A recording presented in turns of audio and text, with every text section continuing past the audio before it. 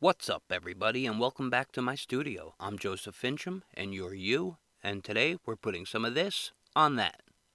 So let's get started.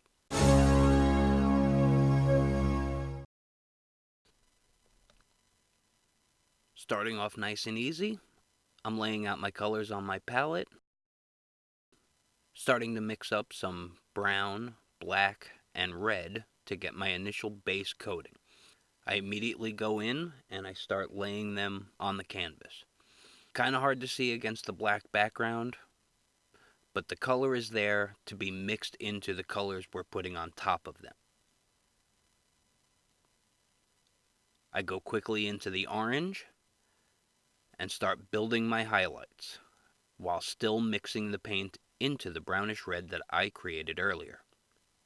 I continue into a slightly brighter orange and work that around, making sure that I'm both overlapping where I've already put down color and overlapping where I haven't put down color. Painting fire is about layers, and you want those layers to show through every layer you put on top of it.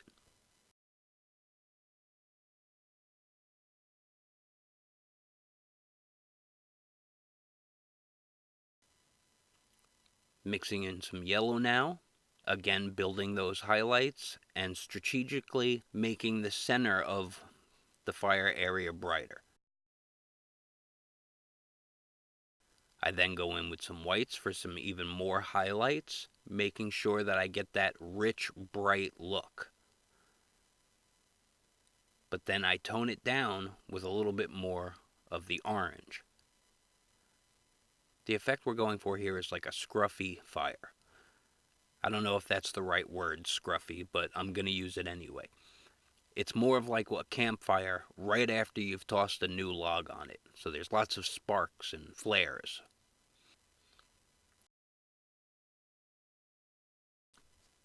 To do that same kind of scruffy fire on a lighter background, we're going to follow the exact same process, except we're going to limit the initial dark colors that we used. We don't need the brownish red to begin with because of the light background. You wouldn't see those colors when looking at sunlight on, say, a sunny day. So the first one is scruffy fire at night. This one is scruffy fire during the day or on a light background.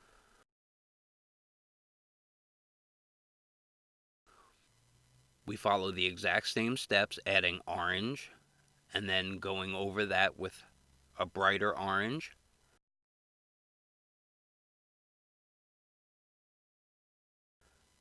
Then yellow. Then mixing in white for the highlights. And then we go back over and we add back in some of those darker orange colors. Remember, we're not going back to that brown red. We don't need that on the light version. And we want to concentrate the lighter colors towards the center and bottom of the fire, because that's where the lighter colors would be.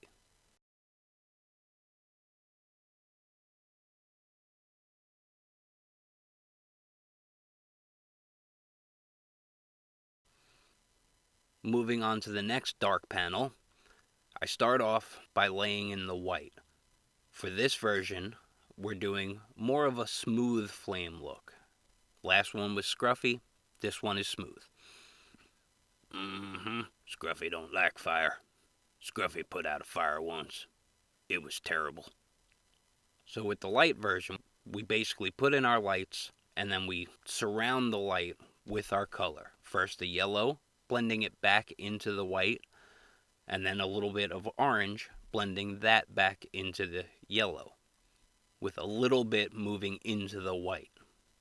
It gives it a little bit more of a layered look. We're not going for a lot of layers here because this is a tiny little fire. For the bigger one, I start off again with my darker colors because this is a dark background. You lay the brown and the red in the smooth fashion that you would do.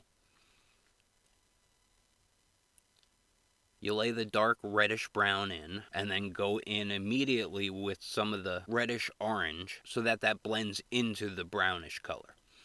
This gives you a nice smooth layer for your background of the fire. And then we start building our highlights just like before. First starting with an orange, then an orange yellow, then straight yellow, and then back into white, which we then reduce back down with a little bit more of the yellow and orange. You want your layers to build up, and you don't have to be exact with the layers you put underneath.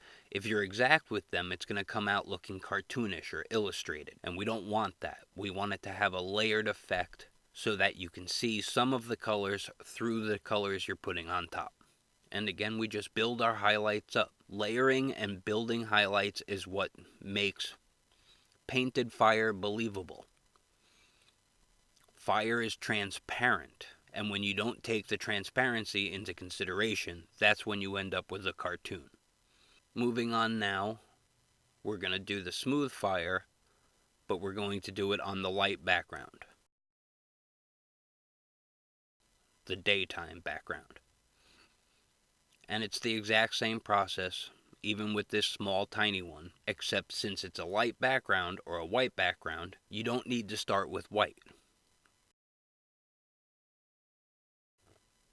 You start with your yellow, and you add in a little bit of orange, and then you go in with a tiny bit of red, and just define your points and edges, and you have instant fire. On the larger piece, we're going dark to light instead of light to dark. We start with a mid-tone orange, add a little bit of dark orange into it to give it some shape and some body. Then we start with the yellow highlights and continue onward to the white highlights. Then go back over everything again with a little bit of orange, a little bit more yellow, and then back into white highlights again. This is about layering and transparency. If you don't get the effect of at least a little bit of transparency, it's going to look illustrated. And it's not going to look like actual fire. So now we're going to move on to graphite. Graphite fire, you want an illustrated look. You don't want it to be cartoony, but you're trying to define colors of light with a dark substance. So the best you can do is try and mimic what the colors would be. You want your darks on your outsides, your medium tones in the middle, and your lights on the bottom, and you want to try and make them overlap. Now this second little drawing is definitely more of an illustrated, almost an ink-like drawing.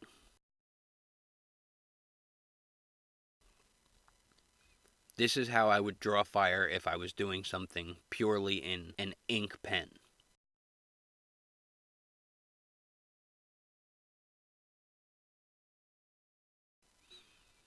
And then this last little one is just like a tiny torch type fire.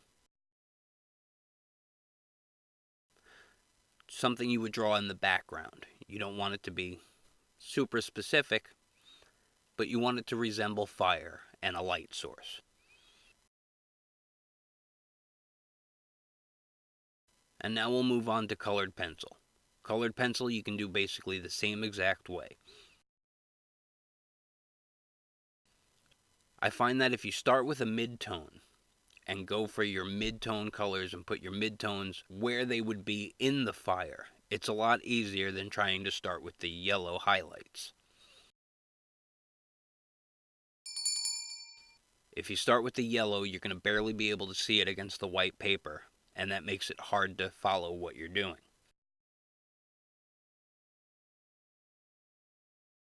So I start with a mid-tone and then move my yellow into the white area. I then come back and move outward with my darker colors of the orange and reds. And again, I try and get that look of overlapping. There are different ways to do this, but I find that this process works for me.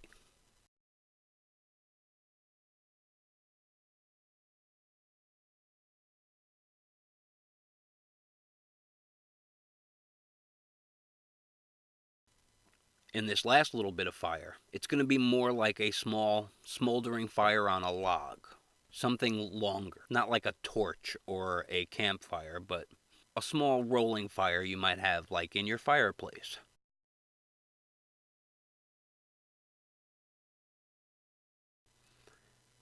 And I start this again with the midtones and then going into my yellows as I go down away from my midtone. But it's still basically the same exact process. Start with the midtone, move to your lighter tones, then start building up your darks as you go into the back. I also want to point out that I didn't actually try and make the peaks look like fire. I rounded some of them, and I didn't use your traditional fire shapes that you often see used over and over again. I wanted this to look a little bit more natural, and so I left the shapes kind of bare. I use increasingly darker oranges as I move backwards into the fire, creating a little bit more depth to the fire. Now this isn't photorealistic and it's not meant to be, and I didn't blend out anything with odorless mineral spirits to try and get a smoother look, which I could have done and it would look a lot better had I done that. But this is just the basics. And as long as you do the same format and the same process, you're going to get something that looks pretty good. Start with your midtones, move into your light tones, then concentrate on your dark tones, and then mix the two. You want to get those dark tones to come into the light tones just a little bit, again, so you can get that transparent look. Because I'll say it one more time, fire that's believable is about transparency.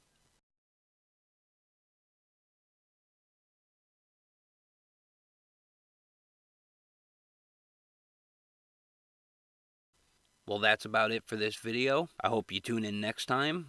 The next video should be up in a week, and that'll be a little bit about drawing, painting, and sketching, splashing water. If you're new to my channel and you're not a subscriber, you can become one by hitting the little button right here.